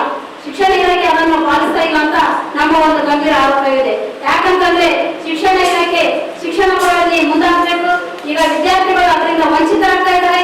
ಯಾಕೆ ಪ್ರತಿಯೊಂದು ಕುಟುಂಬದಲ್ಲಿ ಬಡತನ ಇದೆ, ಸರ್ಕಾರದ ವ್ಯವಸ್ಥೆಗಳು ಅಧೋಗತಿಯಲ್ಲಿ ಸಾಗ್ತಾ ಇದ್ದಾವೆ. ಈ ನಮ್ಮ ಸರ್ಕಾರಗಳು ಏನ್ ಮಾಡ್ತಾ ಇದಾವೆ ಅಂದ್ರೆ ಸ್ಕಾಲರ್ಶಿಪ್ ಕೂಡ ಇವತ್ತು ಬಡ ಮಕ್ಕಳಿಗೆ ಮುಗ್ತಾ ಇಲ್ಲ. ಸ್ಕಾಲರ್ಶಿಪ್ ಕೂಡ ತಮ್ಮ ಏನು ಉಚಿತವಾಗಿ ಬಸ್ ಬಿಟ್ಟಿದ್ದೀವಿ, ಉಚಿತವಾಗಿ ಏನೋ ಮಹಿಳೆಯರಿಗೆ ಸ್ಕಾಲರ್ಶಿಪ್ ಕೊಡ್ತಾ ಇದ್ದೀವಿ. ಎಲ್ಲ ರೀತಿ ಯೋಜನೆಗಳು ತಂದಿದ್ದೀವಿ, ಪಂಚಾಯತ್ ಯೋಜನೆ ತಂದಿದ್ದೀವಿ ಅಂತ ಹೇಳ್ಬಿಟ್ಟು ಎಲ್ಲಾ ದುಡ್ಡನ್ನು ಅದಕ್ಕೆ ಹಾಕಿದ್ರೆ ಇಲ್ಲಿ ನಮ್ಮ ಇಡೀ ಕರ್ನಾಟಕದಾದ್ಯಂತ ರಾಜ್ಯಾದ್ಯಂತ ವಿದ್ಯಾರ್ಥಿಗಳು ಸ್ಕಾಲರ್ಶಿಪ್ ತಗೊಳ್ಳುವಲ್ಲಿ, ಸ್ಪಾನ್ಸರ್ ತಗೊಳ್ಳುವಲ್ಲಿ ವಂಚಿತರಾಗ್ತಾ ಇದ್ದಾರೆ. ಹಾಗಾದ್ರೆ ಪಾಲಕರು ಏನ್ ಮಾಡ್ಬೇಕು?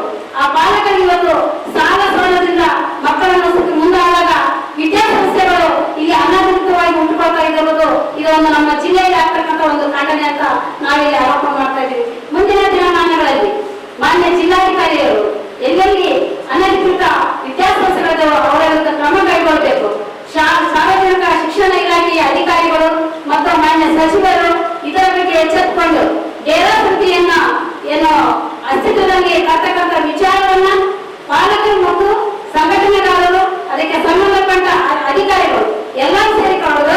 ಈ ಜೂನ್ ತಿಂಗಳಲ್ಲಿ ಏನು ಶಾಲಾ ಮಕ್ಕಳ ಒಂದು ವ್ಯವಸ್ಥೆ ಶಿಕ್ಷಣ ಓದಕ್ಕಂತ ಪ್ರಾರಂಭ ಆಗ್ತಿದ್ದಂಗೆ ಎಚ್ಚೆತ್ತುಕೊಂಡು ಆ ಸಮಿತಿಯನ್ನ ಅಸ್ತಿತ್ವಕ್ಕೆ ತರಬೇಕು.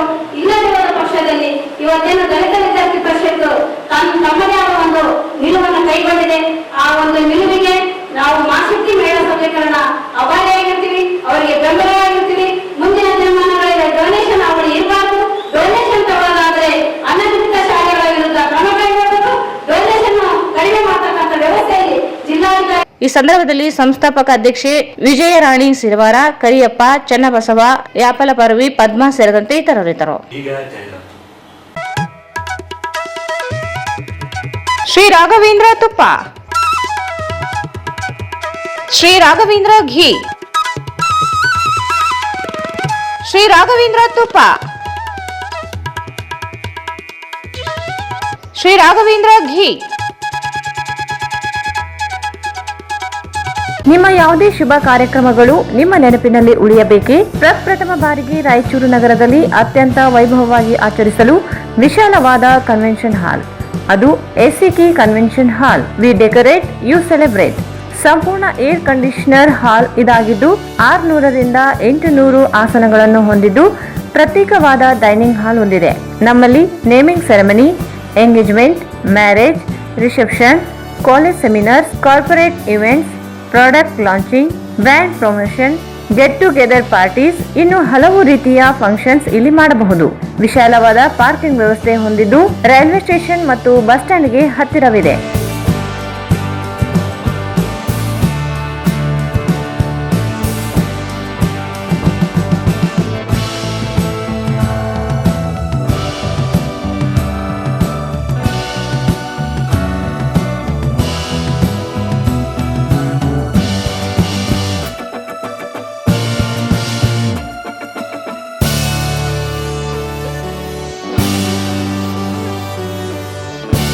ಇಲ್ಲಿ ಭೇಟಿ ನೀಡಿ.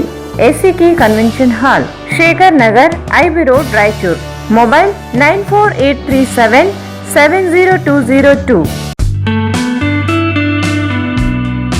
Raichuru's biggest jewel palace. All types of jewelries available in only KTB Jewel Palace. 916 Allmark Gold Jewelries available. ವಿಶೇಷವಾಗಿ ಬಂಗಾರದ ಆಭರಣಗಳಾದ ನಮ್ಮಲ್ಲಿ ಫ್ಯಾನ್ಸಿ ಇಯರಿಂಗ್ಸ್, ಫ್ಯಾನ್ಸಿ ನೆಕ್ಲೆಸ್, ಮಾಂಗಲ್ಯ ಮತ್ತು ಬಳೆಗಳು, ಇನ್ನು ಅನೇಕ ತರಹದ ಆಭರಣಗಳು ದೊರೆಯುತ್ತವೆ. ಬೆಳ್ಳಿಯ ಆಭರಣಗಳಾದ ಕಾಲುಂಗುರ, ಕಾಲುಗೆಜೆ, ಬೆಳ್ಳಿಯ ಪೂಜಾ ಐಟಮ್ಸ್, ವಿವಿಧ ರೀತಿಯ ಆರ್ಟಿಕಲ್ಸ್ ದೊರೆಯುತ್ತವೆ. ರಾಯಚೂರಿನಲ್ಲಿ ಮೊಟ್ಟ ಮೊದಲ ಬಾರಿಗೆ ಯುವಕರಿಗಾಗಿಯೇ ಬ್ರಾಸ್ಲೆಟ್ಸ್, ಚೈನ್ಸ್, ಉಂಗುರಗಳು, ಇನ್ನು ಅನೇಕ ರೀತಿಯ ಡಿಸೈನ್ಸ್ ಆಭರಣಗಳು ದೊರೆಯುತ್ತವೆ.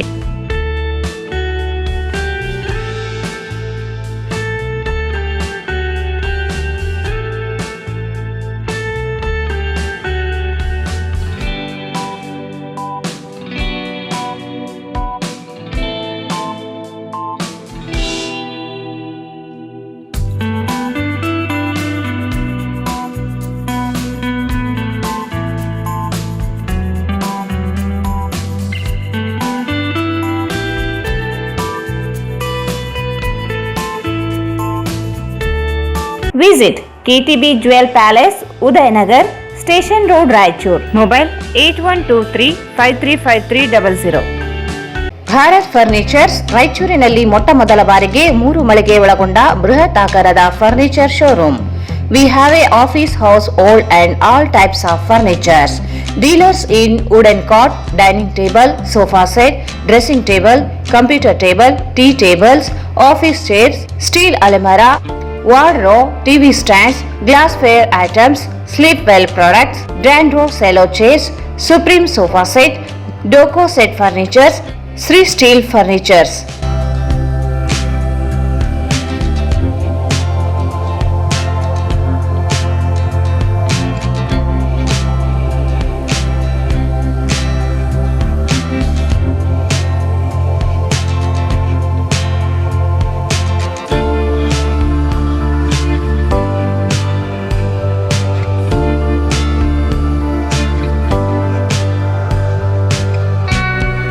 For more details, contact Bharat Furnitures, CPS Complex, opposite Shiva Mandir, Patel Road, Raichur.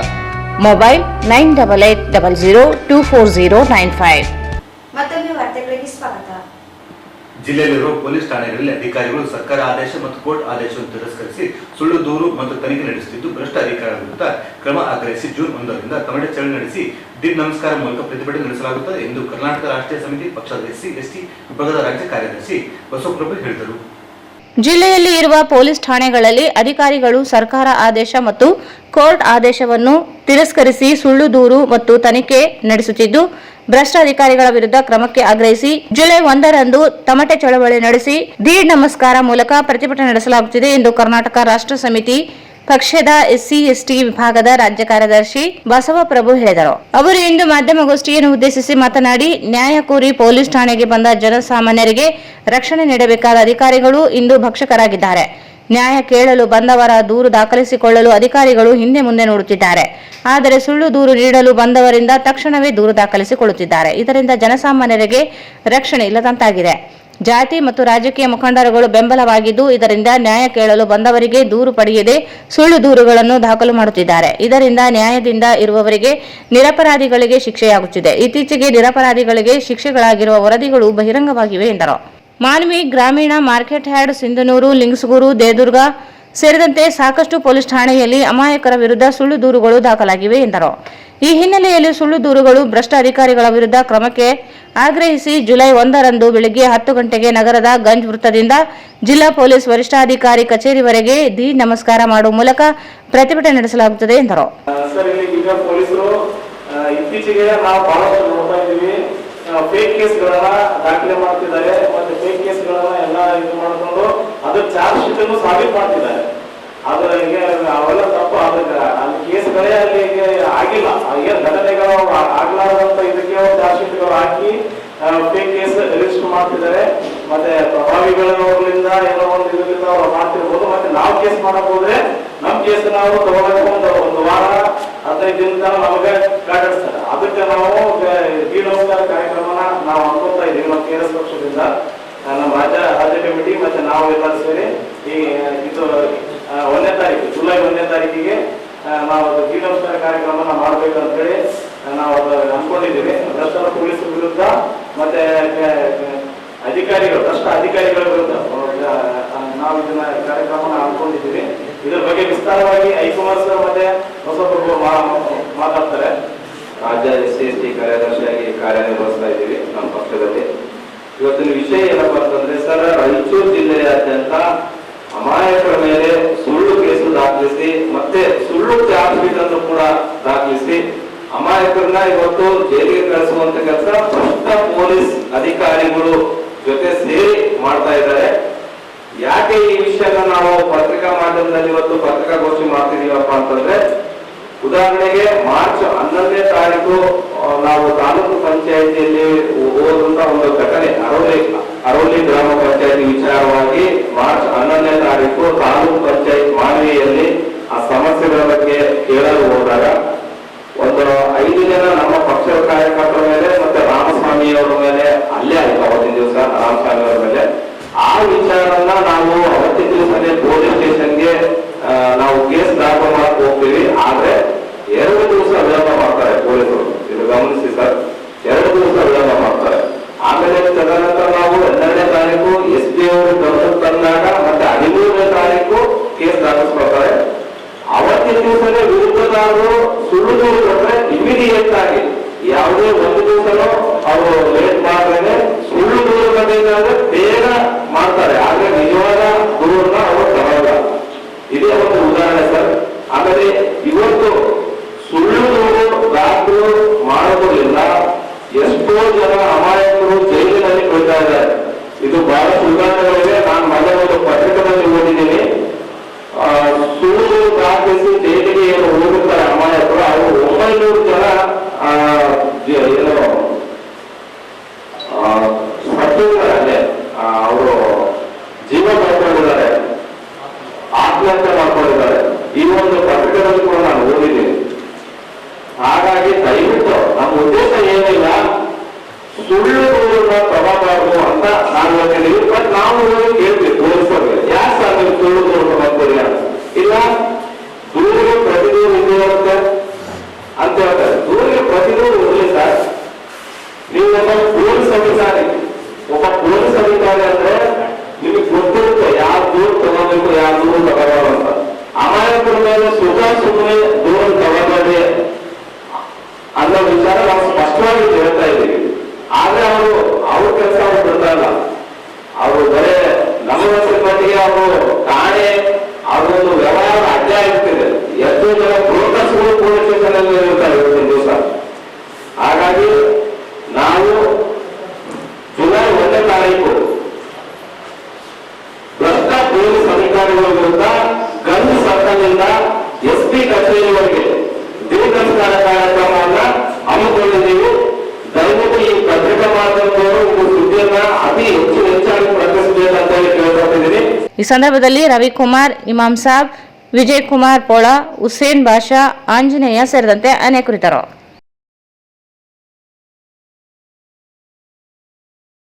Patanjali ಯೋಗ ವತಿಯಿಂದ ಅಂತಾರಾಷ್ಟ್ರೀಯ ಯೋಗ ದಿನಾಚರಣೆ ಅಂಗವಾಗಿ ಜೂನ್ 15ರಿಂದ 22ರವರೆಗೆ ನಗರದ ಕೃಷಿ ವಿಶ್ವವಿದ್ಯಾಲಯದ ಆವರಣದಲ್ಲಿ ಉಚಿತ ಯೋಗ ಪ್ರಾಣಾಯಾಮ ಶಿಬಿರ ಆಯೋಜಿಸಲಾಗಿದೆ ಎಂದು ಪತಂಜಲಿ ಯೋಗ ಸಮಿತಿ ಜಿಲ್ಲಾ ಪ್ರಭಾರಿ ವಿಠೋಬಾರಾವ್ ಹೇಳಿದರು. ಪತಂಜಲಿ ಯೋಗ ಸಮಿತಿಯಿಂದ ಅಂತಾರಾಷ್ಟ್ರೀಯ ಯೋಗ ದಿನಾಚರಣೆ ಅಂಗವಾಗಿ ಜೂನ್ 15ರಿಂದ 22ರವರೆಗೆ ನಗರದ ಕೃಷಿ ವಿಶ್ವವಿದ್ಯಾಲಯದ ಆವರಣದಲ್ಲಿ ಉಚಿತ ಯೋಗ ಪ್ರಾಣಾಯಾಮ ಶಿಬಿರ ಆಯೋಜಿಸಲಾಗಿದೆ ಎಂದು ಪತಂಜಲಿ ಯೋಗ ಸಮಿತಿಯ ಜಿಲ್ಲಾ ಪ್ರಭಾರಿ ವಿಠೋಬರಾವ್ ಹೇಳಿದರು. ಅವರು ಇಂದು ಮಾಧ್ಯಮಗೋಷ್ಠಿಯನ್ನು ಉದ್ದೇಶಿಸಿ ಮಾತನಾಡಿ, ಉಚಿತವಾಗಿ ನಡೆಯಲಿರುವ ಯೋಗ ಶಿಬಿರ ಬೆಳಗ್ಗೆ 5:30ರಿಂದ 7:30ರವರೆಗೆ ನಡೆಯಲಿದೆ. ಯೋಗ ಕೇವಲ ವಯಸ್ಸಾದವರಿಗೆ ಮಾತ್ರ ಅಲ್ಲ, ಮಕ್ಕಳಿಗೆ, ಯುವಕರಿಗೆ ಅವಶ್ಯಕವಾಗಿದೆ. ಬದಲಾದ ಜೀವನ ಶೈಲಿ, ಆಹಾರ ಪದ್ಧತಿಯಿಂದ ಅನೇಕರು ಅನಾರೋಗ್ಯಕ್ಕೆ ತುತ್ತಾಗುತ್ತಿದ್ದಾರೆ. ಮಕ್ಕಳಲ್ಲಿ ಏಕಾಗ್ರತೆ, ಹೆಚ್ಚಿನ ದೈಹಿಕ ಮತ್ತು ಮಾನಸಿಕ ಆರೋಗ್ಯ ರಕ್ಷಿಸಿಕೊಳ್ಳಲು ಯೋಗ ಸಹಕಾರಿಯಾಗಿದೆ. ಮಹಿಳೆಯರು, ಪುರುಷರು, ಯುವಕ ಯುವತಿಯರು ಭಾಗವಹಿಸಬಹುದಾಗಿದೆ. ಪ್ರಾಣಾಯಾಮ, ಮುದ್ರೆ, ವಿವಿಧ ಆಸನಗಳು ಹಾಗೂ ಆಹಾರ ಪದ್ಧತಿ ಕುರಿತು ಮಾಹಿತಿ ನೀಡಲಾಗುತ್ತದೆ. ಹೆಚ್ಚು ಜನರು ನೋಂದಾಯಿಸಿಕೊಂಡು ಭಾಗವಹಿಸಲು ಮನವಿ ಮಾಡಿದರು. ಕೇವಲ ವಯಸ್ಸಾದವರಿಗೆ ಅಂತ ಇದೆ, ಆದರೆ ವಯಸ್ಸಾದವರಿಗೂ ಅವಶ್ಯಕತೆ ಇದೆ. ಅದರ ಜೊತೆಗೆ ಇಂದಿನ ವಿದ್ಯಾರ್ಥಿಗಳು ಮತ್ತು ಯುವ ಜನತೆಗೆ ಅವರಿಗಿಂತ ಜಾಸ್ತಿ ಅವಶ್ಯಕತೆ ಇದೆ.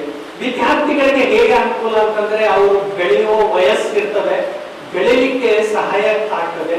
ಮತ್ತೆ ಅವರು ಏನು ಓದ್ತಾರೆ, ಓದೋದು ನೆನಪಿನ ಶಕ್ತಿ ಜಾಸ್ತಿ ಆಗ್ತದೆ. ಮತ್ತೆ ಏಕಾಗ್ರತೆ ವಿದ್ಯಾರ್ಥಿಗಳಲ್ಲಿ ಬರ್ತದೆ. ಮತ್ತೆ ಅವರು ತಮ್ಮ ಕರಿಯರ್ ಫ್ಯೂಚರ್ ಒಳ್ಳೇದು ಮಾಡ್ಕೊಳ್ಳಿಕ್ಕೆ ಯೋಗ ಮಾಡಿದ್ರೆ ಬಹಳ ಒಳ್ಳೆಯದು.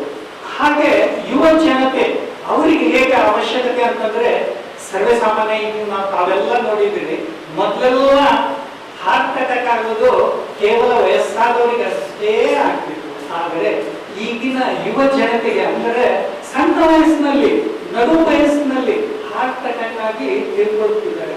ಅವರಿಗೆ ಸಮಯ ಹಾಸ್ಪಿಟಲ್ಗೆ ಕರ್ಕೊಂಡು ಹೋಗ್ಲಿಕ್ಕೂ ಆಗೋದಿಲ್ಲ. ಅಂತ ಒಂದು ಪರಿಸ್ಥಿತಿ ನಿರ್ಮಾಣವಾಗಿದೆ. ಅದಕ್ಕೆ ಏನು ಕಾರಣ ಅಂತಂದ್ರೆ ವಾಯು ಮಾಲಿನ್ಯ, ಕಲುಷಿತ ನೀರು, ಆಮೇಲೆ ನಾವು ಏನು ಆಹಾರ ತಗೊಳ್ತಾ ಇದ್ದೇವೆ ಎಲ್ಲ ಇವತ್ತು ನಾಳೆ ವಿಷಪೂರಿತ ಆಹಾರ ನಾವು ತಗೊಳ್ತಾ ಇದ್ದೇವೆ. ಆಮೇಲೆ ಇಂದಿನ ಜೀವನ ಶೈಲಿ ಏನಿದೆ ಅದು, ಅದರಿಂದ ಅನೇಕ ರೋಗಗಳು ಬರ್ತಾ ಇವೆ. ಆ ರೋಗ ನಿವಾರಣೆಗೆ ಯೋಗ ಮತ್ತು ಪ್ರಾಣಾಯಾಮ ಬಹಳ ಅವಶ್ಯಕತೆ ಇದೆ. ನಾವು ಈ ಯೋಗ ಶಿಬಿರದಲ್ಲಿ ಆಸನಗಳು, ಪ್ರಾಣಾಯಾಮ, ಮುದ್ರೆ, ಅಕ್ಯುಪ್ರೆಷರ್ ಮತ್ತೆ ಆಹಾರ ಪದ್ಧತಿಯನ್ನು ಈ ಶಿಬಿರದಲ್ಲಿ ಹೇಳ್ತೇವೆ. ಯೋಗದಿಂದ ಕೇವಲ ದೈಹಿಕ ಆರೋಗ್ಯ ಒಳ್ಳೆಯದಾಗುವುದಲ್ಲದೆ ಮಾನಸಿಕ ನೆಮ್ಮದಿ ಕೂಡ ಇದರಿಂದ, ಯೋಗದಿಂದ ಸಿಗ್ತದೆ. ಯೋಗ ಅದಕ್ಕೆ ಎಲ್ಲರೂ ಯೋಗ ಮಾಡಿ ತಮ್ಮ ಆರೋಗ್ಯ ಕಾಪಾಡಿಕೊಳ್ಳಬೇಕು. ಅದಕ್ಕೆ ನಾವು ಒಂದು ಹೆಚ್ಚಿನ ಪಬ್ಲಿಸಿಟಿ ಅಂತಂದ್ರೆ, ಪಬ್ಲಿಸಿಟಿ ಕೊಟ್ರೆ ಹೆಚ್ಚೆಚ್ಚು ಜನರು ಆ ಒಂದು ಈ ಯೋಗ ಶಿಬಿರದ ಲಾಭ ಪಡ್ಕೊಳ್ತಾರೆ. ಹೆಚ್ಚು ತಾವು ಪ್ರಚಾರ ಕೊಟ್ರೆ ಹೆಚ್ಚು ಜನರು ಬರ್ತಾರೆ. ಅದಕ್ಕೆ ನಾನು ತಮ್ಮಲ್ಲಿ ವಿನಂತಿಸಿಕೊಳ್ಳುವುದೇನೆಂದ್ರೆ, ಈ ಯೋಗ ಶಿಬಿರಕ್ಕೆ ಹೆಚ್ಚಿನ ಒಂದು ಪ್ರಚಾರ ಕೊಟ್ಟು ಹೆಚ್ಚೆಚ್ಚು ಜನರು ಬಂದು ಈ ಯೋಗದ ಲಾಭ ಪಡೀಲಿಕ್ಕೆ ಅನುಕೂಲ ಆಗ್ತದಂತ ತಮ್ಮಲ್ಲಿ ಹೆಚ್ಚು ಪ್ರಚಾರ ಕೊಡಲಿಕ್ಕೆ ನಾನು ತಮ್ಮಲ್ಲಿ ಕಳಕಳಿಗೆ ವಿನಂತಿ ಮಾಡ್ತೇನೆ. ಈ ಸಂದರ್ಭದಲ್ಲಿ ಸಮಿತಿ ಜೆಡಿ ಪಾಟೀಲ್, ಗುಲ್ದಾಸ್ ನಾಗರಾಜ್, ರವಿ ಧೋತರಬಂಡಿ, ಅಶೋಕ್ ಕುಮಾರ್, ಶ್ರೀದೇವಿ, ಋತುರಾಜ್ ಇದ್ದರು. ಜಿಲ್ಲೆಯಲ್ಲಿ ಬುಧವಾರ ರಾತ್ರಿಯಿಂದ ಸುರಿದ ಭಾರೀ ಮಳೆಗೆ ಜನಜೀವನ ಅಸ್ತವ್ಯಸ್ತಗೊಂಡಿದ್ದು, ಗುರುವಾರ ಬೆಳಗ್ಗೆಯವರೆಗೆ ವಿವಿಧೆಡೆ ಮಳೆಯಾಗಿದ್ದು, ಜಿಲ್ಲೆಯ ವಿವಿಧೆಡೆ ಹಳ್ಳ ಕೊಳ್ಳಗಳು ಉಕ್ಕಿ ಹರಿದಿದ್ದು, ಕೆಲವು ಕಡೆಗಳಲ್ಲಿ ಹಾನಿಯೂ ಸಂಭವಿಸಿದೆ. ಜಿಲ್ಲೆಯಲ್ಲಿ ಬುಧವಾರ ರಾತ್ರಿಯಿಂದ ಸುರಿದ ಭಾರೀ ಮಳೆಗೆ ಜನಜೀವನ ಅಸ್ತವ್ಯಸ್ತಗೊಂಡಿದ್ದು, ಗುರುವಾರ ಬೆಳಗ್ಗೆಯವರೆಗೆ ವಿವಿಧೆಡೆ ಮಳೆಯಾಗಿದ್ದು, ಜಿಲ್ಲೆಯ ವಿವಿಧೆಡೆ ಹಳ್ಳ ಕೊಳ್ಳಗಳು ಉಕ್ಕಿ ಹರಿದಿದ್ದು, ಕೆಲವು ಕಡೆಗಳಲ್ಲಿ ಹಾನಿಯೂ ಸಂಭವಿಸಿದೆ. ಬುಧವಾರದಿಂದ ಗುರುವಾರ ಬೆಳಗ್ಗೆ 8:30ರವರೆಗೆ ಜಿಲ್ಲೆಯಲ್ಲಿ ಒಟ್ಟು 21.8 ಮಿಲಿಮೀಟರ್ ಮಳೆಯಾಗಿದ್ದು, ಮಾನ್ವಿ, ಸಿರವಾರ, ಸಿಂಧನೂರು ಹಾಗೂ ರಾಯಚೂರು ತಾಲೂಕಿನಲ್ಲಿ ಅತಿ ಹೆಚ್ಚು ಮಳೆಯಾಗಿದೆ. ಮಾನ್ವಿ ತಾಲೂಕಿನಲ್ಲಿ 49.3 ಮಿಲಿಮೀಟರ್ ಮಳೆಯಾಗಿದ್ದು, ಸಿರವಾರದಲ್ಲಿ 36.5 ಮಿಲಿಮೀಟರ್ ಮಳೆಯಾಗಿದೆ. ಸಿಂಧನೂರಿನಲ್ಲಿ 29.2 ಹಾಗೂ ರಾಯಚೂರು ಜಿಲ್ಲೆಯಲ್ಲಿ 25.9 ಮಿಲಿಮೀಟರ್ ಮಳೆಯಾಗಿದೆ. ಮಾನ್ವಿ ತಾಲೂಕಿನಲ್ಲಿ ಮಾನ್ವಿ ಪಟ್ಟಣದಲ್ಲಿ 191.5 ಮಿಲಿಮೀಟರ್ ಮಳೆಯಾಗಿದೆ. ಹಿರೇಕೊಟ್ನೇಕಲ್ ಹೋಬಳಿ ವ್ಯಾಪ್ತಿಯಲ್ಲಿ 200.8 ಮಿಲಿಮೀಟರ್ ಹಾಗೂ ಕುರುಡಿ ಹೋಬಳಿಯಲ್ಲಿ 158.6 ಮಿಲಿಮೀಟರ್ ಮಳೆ ಸುರಿದಿದೆ. ಸಿರವಾರ ತಾಲೂಕಿನ ಸಿರವಾರ ಪಟ್ಟಣ, ಕಲ್ಲೂರು, ಮಲ್ಲಟ ಹಾಗೂ ಕವಿತಾಳದಲ್ಲಿ ಅತಿ ಹೆಚ್ಚು ಮಳೆಯಾಗಿದ್ದು, ಸಿಂಧನೂರು ನಗರ, ಬಾದರ್ಲಿ, ಗೋರೆಬಾಳ, ಹಡಗನಾಳ, ಹುಡ, ಜಾಲಿಹಾಳ, ಜವಳಗೇರ ಸೇರಿದಂತೆ ಅನೇಕ ಕಡೆಗಳಲ್ಲಿ ಮಳೆಯಾಗಿದೆ. ರಾಯಚೂರು ತಾಲೂಕಿನ ರಾಯಚೂರು ನಗರದಲ್ಲಿ 141.7 ಮಿಲಿಮೀಟರ್ ಮಳೆಯಾಗಿದೆ.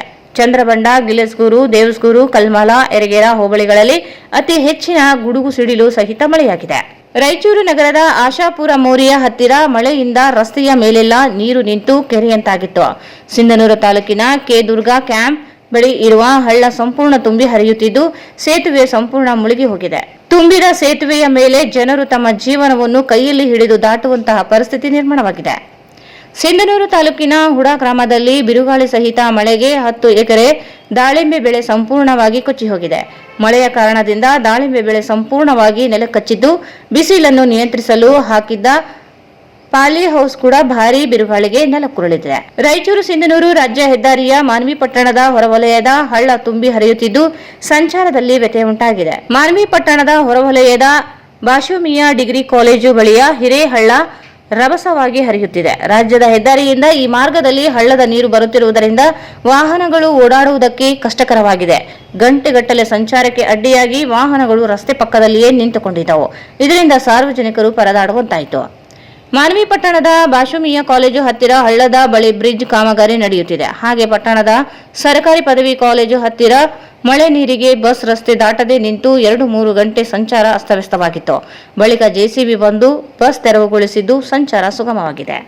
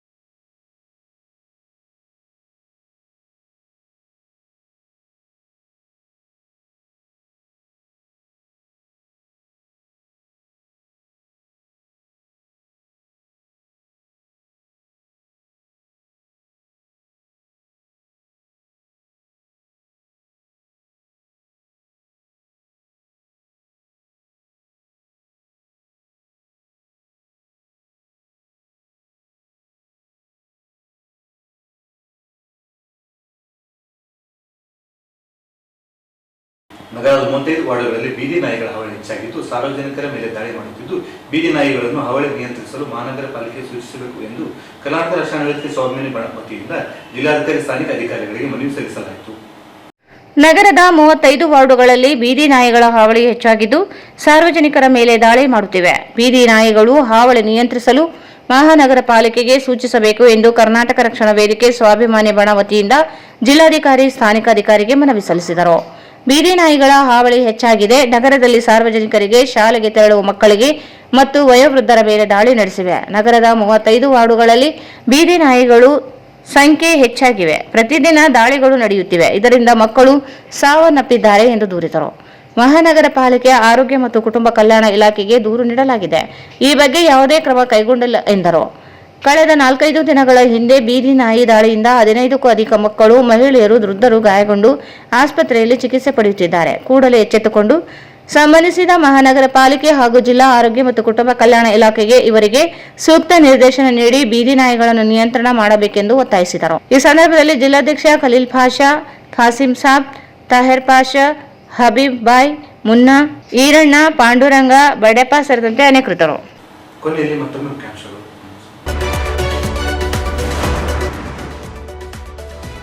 ಕೇಂದ್ರ ಬಿಜೆಪಿ ಸರ್ಕಾರಕ್ಕೆ ಅಂಕ ಕೊಡಲು ಸಿಎಂ ಸಿದ್ದರಾಮಯ್ಯ ಯಾರು? Shivraj Patil.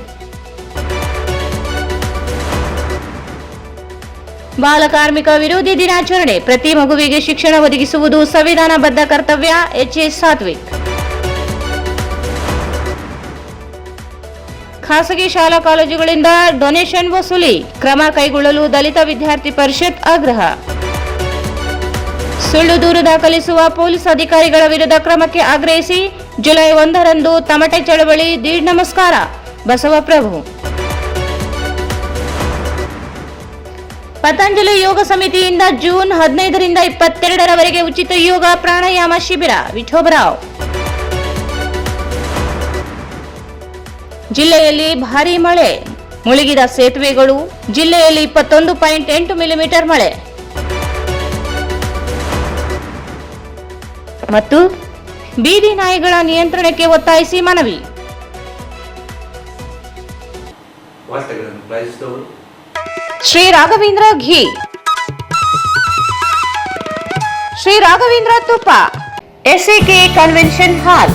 Book now flat 50% discount. Save of the season with luxury rooms, faculty, fully centralized AC halls, wide parking areas facilities. Visit SAK Convention Hall, Shekhar Nagar, IV Road, Raichur. Raichur's biggest jewel palace. All types of jewelries available in only KTB Jewel Palace. Visit KTB Jewel Palace, Udayanagar, station road, Raichur. Bharat furnitures ರಾಯಚೂರಿನಲ್ಲಿ ಮೊಟ್ಟ ಮೊದಲ ಬಾರಿಗೆ 3 ಮಳಿಗೆ ಒಳಗೊಂಡ ಬೃಹತ್ ಆಕಾರದ furniture showroom. CPS complex, opposite Shiva Mandir, Patel road, Raichur. ಇಲ್ಲಿಗೆ ವಾರ್ತಾ ಪ್ರಸಾರ ಮುಕ್ತಾಯವಾಯಿತು.